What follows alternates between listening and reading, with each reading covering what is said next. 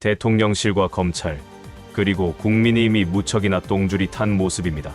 사법 리스크를 다시 점화시키기 위해서 안간힘을 쓰는 모습입니다.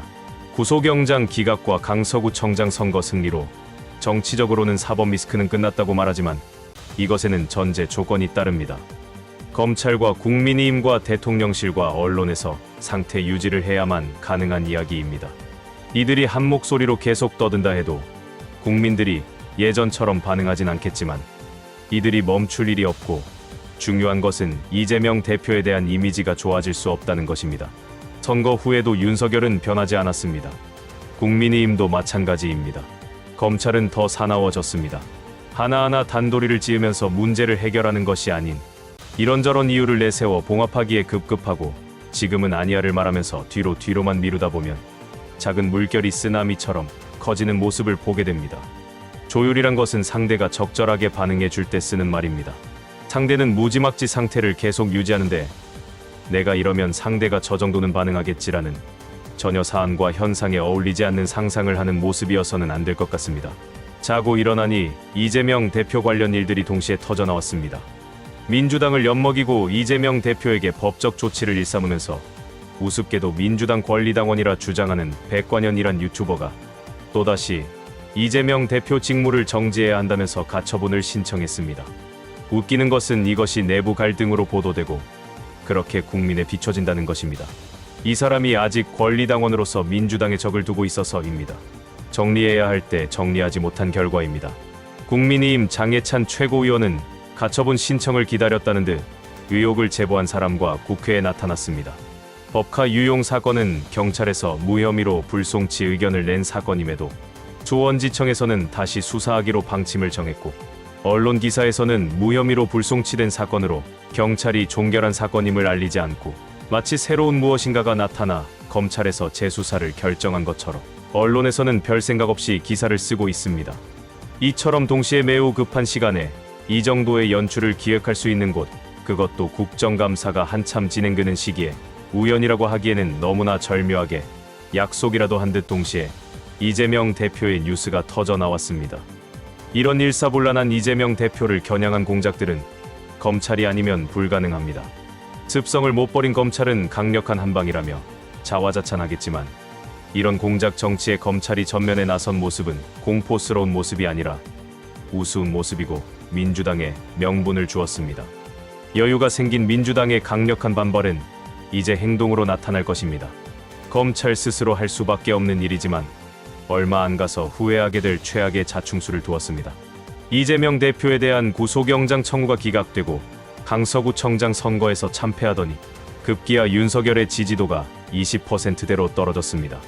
국정감사에서는 국민의힘이 전혀 엉뚱한 내용을 들이밀지 않고서는 잠시라도 막을 수 없는 국정농단급 사건이 하루가 멀다 하고 밝혀지는 상황입니다. 변화할 생각이 1도 없는 윤석열과 간신배로 가득한 대통령실과 용산 눈치만 보는 국민의힘의 탈출구가 보이지 않습니다. 용산이 무너지면 검찰도 무너집니다. 국민의힘이 무너지면 검찰이 무너집니다. 검찰은 본인이 살기 위해서라도 정치의 한복판에 서서 민주당과 국민을 상대하는 모양이 되었습니다.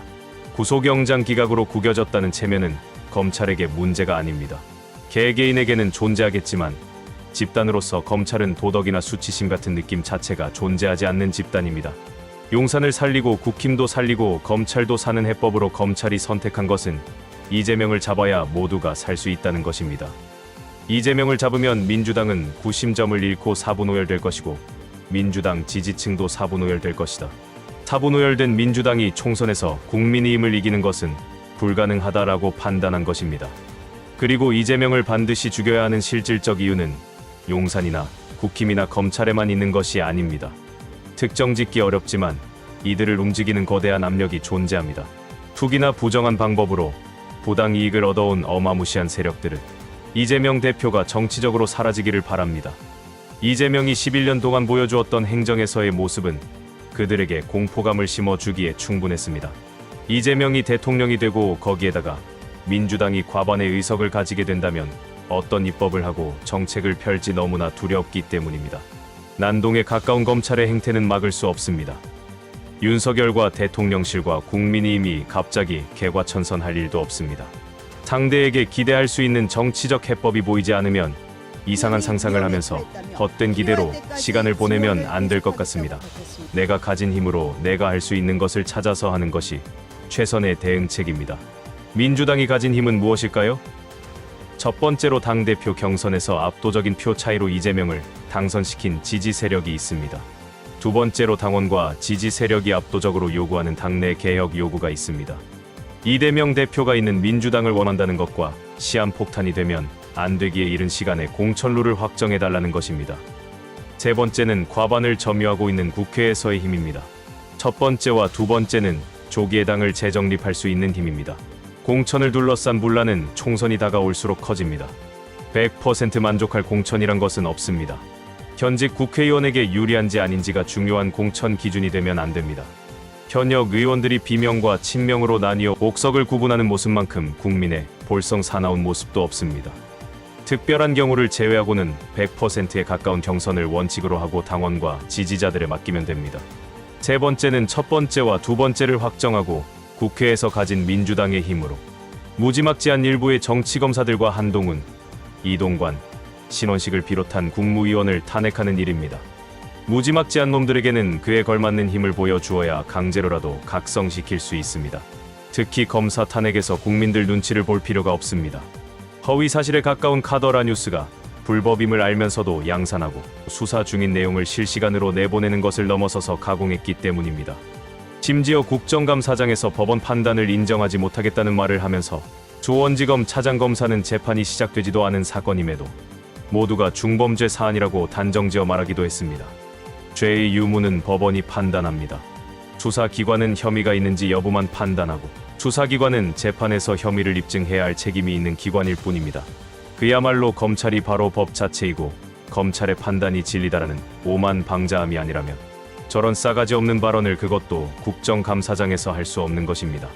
국회가 검찰을 견제할 수 있다는 자체만으로도 검사들은 무분별한 행동을 하기 전에 멈추시라도 하는 모습을 보일 것이고 국민들은 공포감에서 한결숨을 쉴 수 있을 것입니다.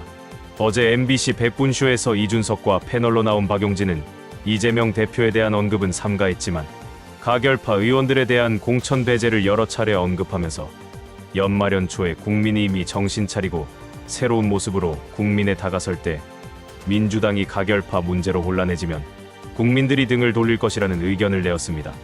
민주당이 진짜 위기는 이제 그때다. 민주당이 더 빨리 움직이고 더 낮게 국민들의 민심을 받아들이려고 노력을 하고 더 많은 변화를 보여주고 이렇게 해야 되는데 거기서 옆에서 외상값 받으러 왔어요. 고르면 짜내야죠. 수박이죠? 이렇게 하는 철진한 이야기. 여름 지난 지가 언젠데 아직도 수박 당도 체크하고 이런 일들을 하면 민주당은 또 민주당대로 스스로 이렇게 패배를 만들어내는 일을 하게 될 거라는 거예요. 공천룰이 당원과 국민 여론으로 확정되면 민주당 당원들과 국민이 판단할 것입니다. 박용진을 비롯한 가결파들의 그릇이 쓸만하면 다시 쓸 것이고 쓰는 가치보다 버리는 가치가 크다 생각되면 버릴 것입니다. 오늘 영상은 여기까지입니다. 시청해주신 여러분 고맙습니다.